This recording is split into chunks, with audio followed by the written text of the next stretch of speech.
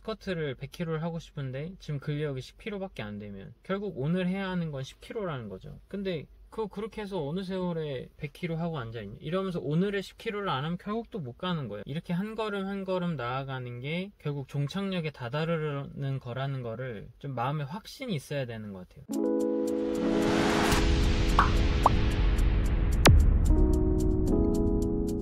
오늘의 주제는 제가 슬럼프를 극복하는 법인데요. 사실 지금도 슬럼프인 상태에 있어요. 근데 골짜기일 때보단 지금이 좀 더 나은 상태여서 제가 이걸 어떻게 극복했는지, 어떻게 이런 방법을 활용했는지 공유를 해보려고 하고요. 일단 현재 저의 상황은 겨울이 성수기인 아이템을 팔고 있는데, 겨울에는 뭐 잘 될 때는 한 달에 1억씩 팔다가 지금 이번 달은 거의 한 달에 1000만원도 못 팔게 생긴 극단적인 골짜기에 빠져 있고요.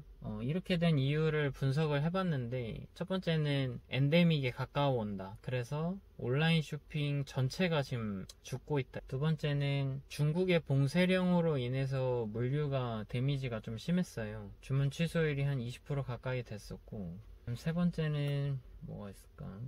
상품 자체에 비수기가 있겠죠. 사실 여름을 대비한 상품을 준비해두긴 했는데, 이게 언택트 관련 상품이다 보니까 또 컨택트의 트렌드가 오니까 또 안 팔리더라고요. 트렌드의 무서움을 다시금 느끼고 있는 요즘입니다. 목차가 한 3개 정도 되는데요. 첫 번째는 한 걸음의 힘을 믿기고, 두 번째는 주변에 잘 되어가는 사람 두기, 세 번째는 not to do 리스트 쓰기인데요. 첫 번째부터 말씀을 드리면, 스토어와 웨이트 트레이닝 두 가지 예를 들어보려고 하는데, 스마트 스토어의 경우에는 상품을 소싱하고 샘플을 주문하고 샘플을 받아서 이상이 없는지 테스트를 하고, 상품성이 괜찮다면 이제 상세 페이지를 기획을 해서 제작을 해야 되고, 상품을 업로드를 해서 광고를 기획해서 광고를 집행해서 상품이 팔리면 배송을 해야 하고, 그 과정에서 문의 응대도 해야 되고 CS도 해야 되고, 반품이 생기면 AS도 해야 되는데, 지금 제가 이제 생각하는 거는 오늘은 상세 페이지 기획까지만 하자. 그 뒤는 생각하지 않는 거죠. 업로드 이런 거 생각하지 말고 상세 페이지 기획까지만 하자. 일단 이렇게 생각하니까 부담이 조금 덜해져서 어쨌든 기획을 하게 되고, 만약에 다음날 상세 페이지 업로드가 계획돼 있는데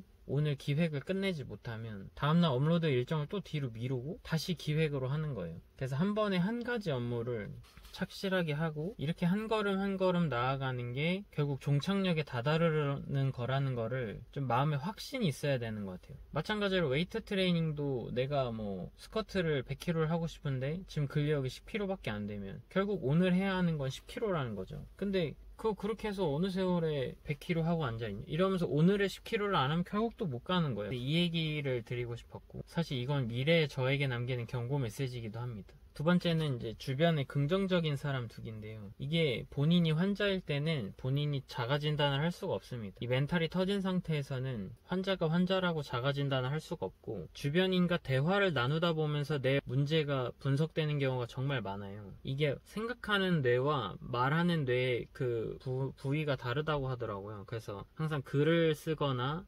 말을 하거나 해서 생각을 다른 부위로 이동시키면 이게 정리가 많이 된다고 그 뇌의 과학책에 나와 있던 것 같아요. 세 번째는 not to do 리스트인데, 사실 이게 제일 중요한데, 제가 최근에 대기업의 전략기획실에 소속되어 있는 임원 코스를 밟고 있는 형님하고 대화를 한 적이 있는데, 그 형님은 항상 not to do 리스트를 한다고 했어요.